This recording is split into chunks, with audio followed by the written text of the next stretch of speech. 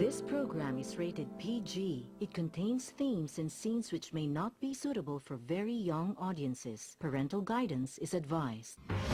Be advised that the views and opinions of the hosts and guests do not reflect those of the station.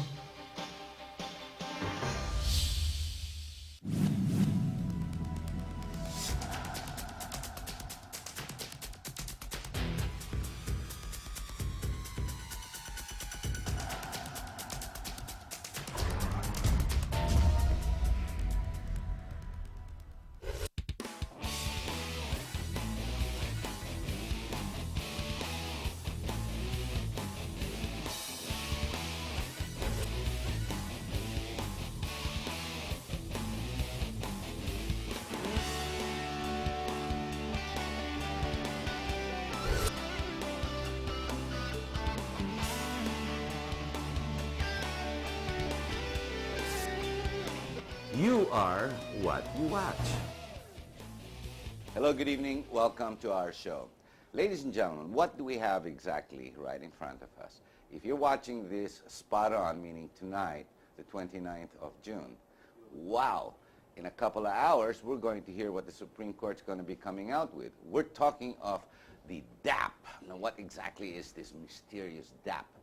This will spell the difference between an honest administration and or we being the fools after 4 years. Are we going to continue to be one? Well, from here on, we're going to find out. Meantime, there are other priorities we have to acknowledge. We have to see for ourselves. In other words, open your eyes. In what I'm trying to say there is be careful. Watch, read, and listen to not just one media network. Go about, look about. You will notice there are other issues. Now, with us is the star of the show. Now, the reason I say this is because it's a sustaining advocacy that has been ongoing for decades. And because of this, it is not because of the money, the return, the rewards, the popularity. If anything, it's anti the popularity. It's the ability to stand up. And the advocacy was driven because someone in family, there was tragedy. And because of that, that's how this all became what it is. We have Volunteers Against Crime and Corruption. We've got the founding chairman, Dante Jimenez. Kamusta? Ka-Dante. Okay ba yung Ka-Dante? Mabuti naman.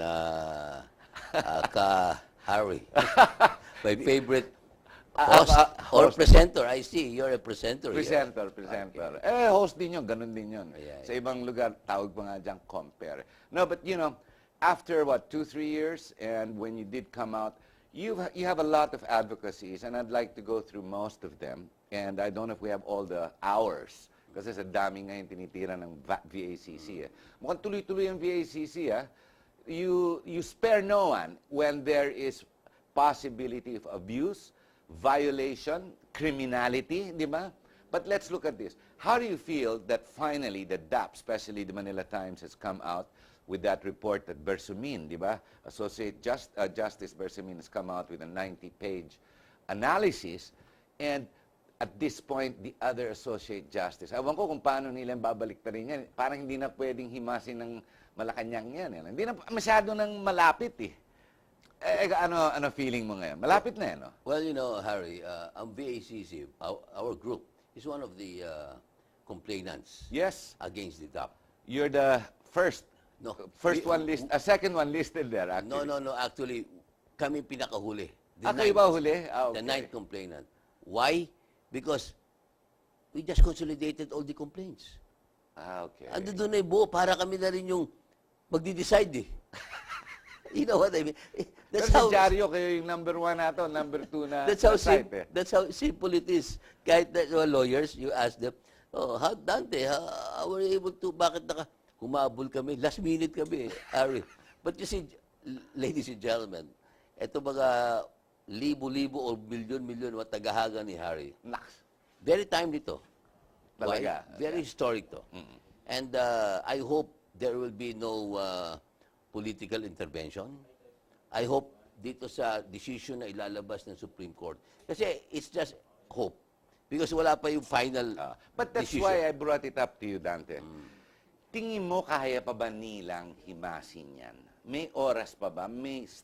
I mean, naglabas ng, inunahan na nga naman nila Times. Obviously, nilabas nila yan. Well, Tiglau's column was even more in-depth, di ba? Talagang tinitira niya, 200 billion ang inaano kay Butch Abad tsaka kay Presidente Pinoy. Now, ang problema, kaya pa ba ibahin yan considering the written word, and he's being praised by other people that it was written so well, his argument. Kaya pa ba ibahin yan? Well, Harry, let's put it this way. Until the real order is out, signed by the justices, that there is a majority of the justices who believe, correct. who have signed it, then every one of us should believe on it. Unless wala pa yon, it's just all speculations. I've been brought up in this kind of environment. You never know, no? We never know. That's a good song, right?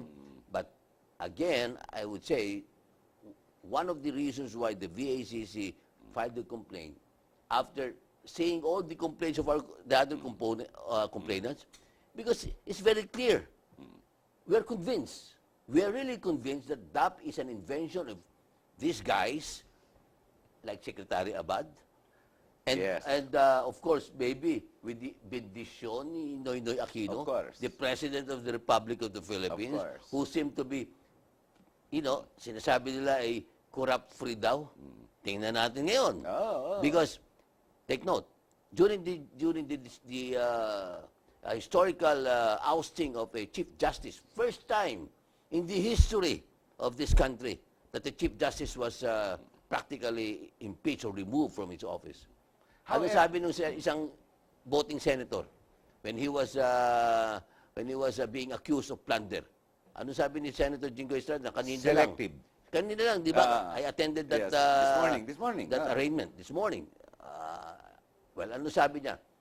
Isa sa mga pondo na in-release came from the DAP.